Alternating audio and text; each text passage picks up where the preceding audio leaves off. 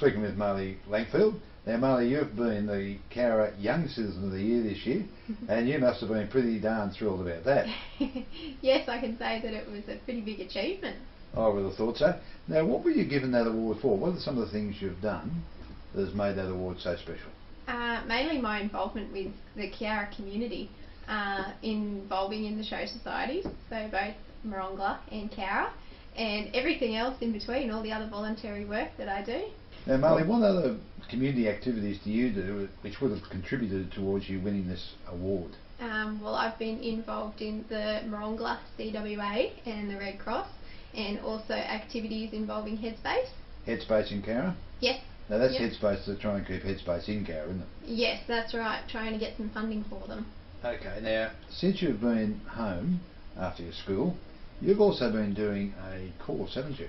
Yes, I've been doing two courses actually. The first one was a Certificate 3 in agriculture, and the one that I'm concluding at the moment is a diploma in management. Right, and that'll mean that you can run your family farm easily. Easily is probably not quite the word. No, I don't think any farm runs easily. That will enable you now to run the family farm much easier than what you probably could have, although you've had a lot of experience on the farm anyway. Yes, born and bred on the farm, and planning to hang around in the future. Right, what's your farm produce? We are strictly at the moment cropping, so Cropping? Our main enterprises are wheat and canola.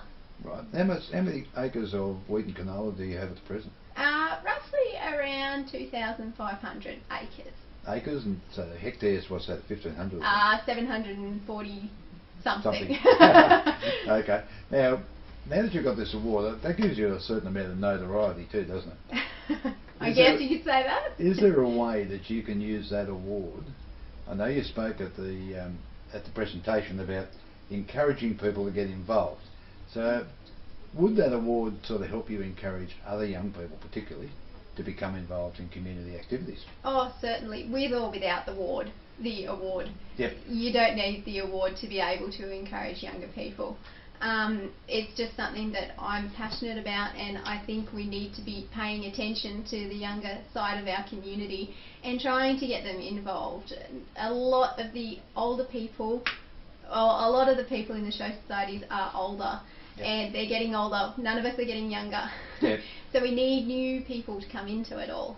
To keep those committees going, you need to keep turning it over, don't you? Mm-hmm. I mean, that's the way it is. I know people serve in show societies and so forth for 50 and 60 years, but eventually, sadly, they get too old, don't they? Yeah, everybody comes to a point in time where it just becomes too much. Yep.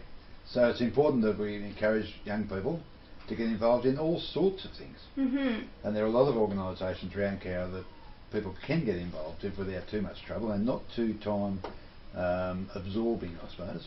Oh, I think you can decide how much time you want to put into it. If you want to fully commit yourself, or if you just want to do every now and then come to a meeting. There's nothing wrong with that. There's nothing saying, you know, you have to attend so many meetings or you have to put in so much effort. So many hours or whatever, Yeah. Now, one of the things you did come up with was the hay bale sculptures, which brought the place down, didn't it? Now, Out at Marlee. Out at Marlee, yes. How many hay bale sculptures did you end up actually having? Well, we had two sections. So the actual competition was for smaller square hay bales. Yep. And we ended up with 34 entries for our inaugural year for that one. Yep. And the larger hay bales, I probably couldn't tell you off the top of my head, but I think we reached about the 10 mark. And they were all on the side of the road anyway. They were on the highway before and after Marlee. Didn't cause any action. Not that I'm aware of. No, but actually a number of people said, oh, you should have seen what I saw on the way back in on the Border Road. Yeah. There's all these hay bale things. That's right, it's a talking point, it's to get people talking. And it worked. With the hay bales, what are the rules for that? Are there sort of requirements you have to meet? Well, for the small square hay bales, the requirements were just decorate it, come up with anything. Do whatever. Yes, that's right. I don't think you could be too big or too small. Right. But the things that people came up with, we had aeroplanes, you know, we had giraffes, and then on the side of the road there was no rules for those ones. Just whatever. Yeah. And all of the farmers I can see got terribly, terribly involved. Or kids drove them nuts until they did get involved. Yep, that's it. Right. Okay, well let's hope that this year brings more and more progress for yourself, but in encouraging young people to become involved. Yeah, definitely. We can always continually improve and do things bigger and better and try and fix the mistakes and make sure that we're, twice as good the next time round. Okay, well just hold your little thing up there so we can see it. Cowra Young Citizen of the Year, Marlee Langfield. 26th of the 1st of which of course is Australia Day. Yep. And you must have been fascinated by the ambassador. Oh, yes, Denny Hines. Wasn't she funny? She was a character. She was a character. She certainly got everybody in the mood. She certainly did. Well, thank you for sharing that with us. No, thank you, Gary. Thanks for having me.